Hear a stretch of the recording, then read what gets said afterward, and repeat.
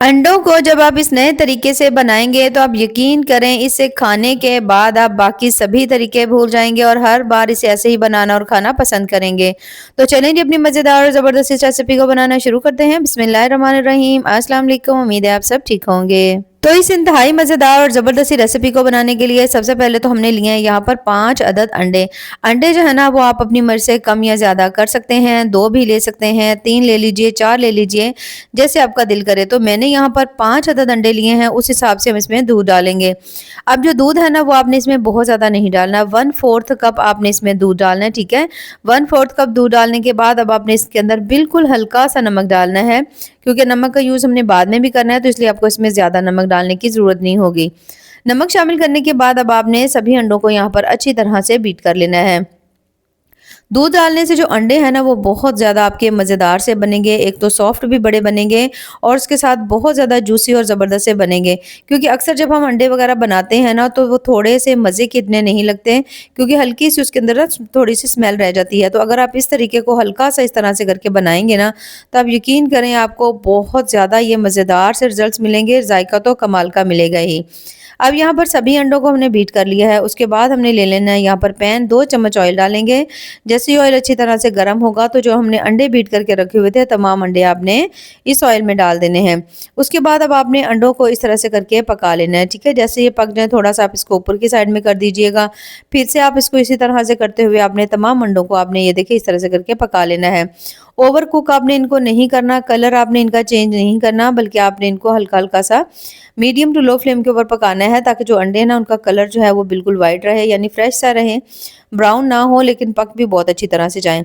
अब यहाँ पर आप देख सकते हो अंडे जो हैं वो काफ़ी हद तक अच्छी तरह पक चुके हैं, हल्के से रह गए हैं।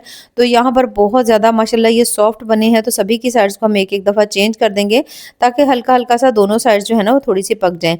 बहुत ज़्यादा नहीं पकाएँगे, हल्का-हल्का पकाएँगे।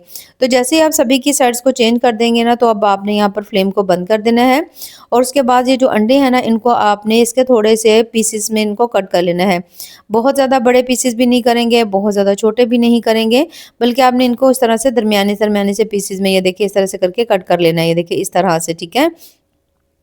जब आप इन सभी को इस तरह से करके कट कर लेंगे, कट करने के बाद अब यहाँ पर आपने इसे निकाल लेना है किसी भी प्लेट में और यह पैन के अंदर वापस से हम शामिल करेंगे यहाँ पर थोड़ा-सा ऑयल और उसके बाद हमने इसमें शामिल कर देना है यहाँ पर लहसुन, ठीक है? लहसुन जो है तकरीबन यहाँ पर मैंने 1 से डेढ़ चम्मच लिया है और लहसुन डालने के बाद इसको मैंने बिल्कुल बारीक सा इसको मैंने कट किया हुआ है, ठीक है? आप चाहो तो इसको अच्छी तरह से मैश भी कर सकते हो।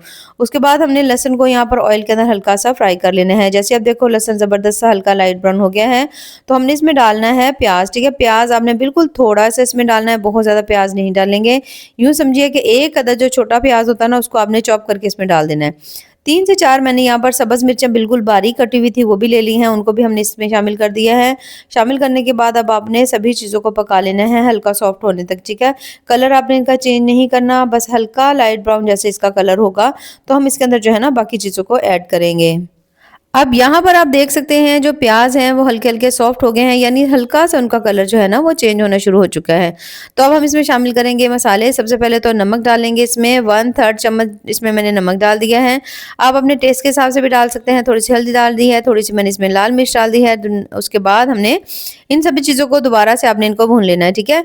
अब यहाँ पर ये जो मसाले इनकी भुनाई के लिए हमने यहाँ पर टमाटर यूज़ नहीं किए हैं, तो हम इसमें लगाएँगे हल्का-सा पानी का छींटा, ताकि मिर्चों का जो कच्चापन है खत्म हो जाए और अच्छी तरह से जो हमारा मसाला है ना यहाँ पर बन करके तैयार हो जाए। तो कुछ ही समय सेकंड में जब आप देखो कि सभी चीज़ें हमारी अच्छी तरह से पक चुकी हैं, तो अब हम इसके अंदर कुछ शामिल करेंगे नई चीज़ें। तकरीबन यहाँ पर 1/3 चम्मच में इसमें शामिल करने लगी हूँ धनिया पाउडर का मिक्स गरम मसाला 1/4 चम्मच डाल देंगे। 1/4 चम्मच आपने इसके अंदर शामिल कर देना है यहाँ पर चिकन पाउडर का, ठीक है? चिकन पाउडर से बहुत अच्छा टेस्ट मिलेगा आपको। उसके बाद दोबारा से सभी मसालों को अच्छी तरह मिक्स करेंगे। हल्की सी आपने कुछ सेकंड के लिए फिर से इसकी भुनाई कर लेनी है और उसके बाद हमने इसमें शामिल करनी है, यहाँ पर आपने फ्लेम थोड़ी हल्की कर देनी है, ठीक है?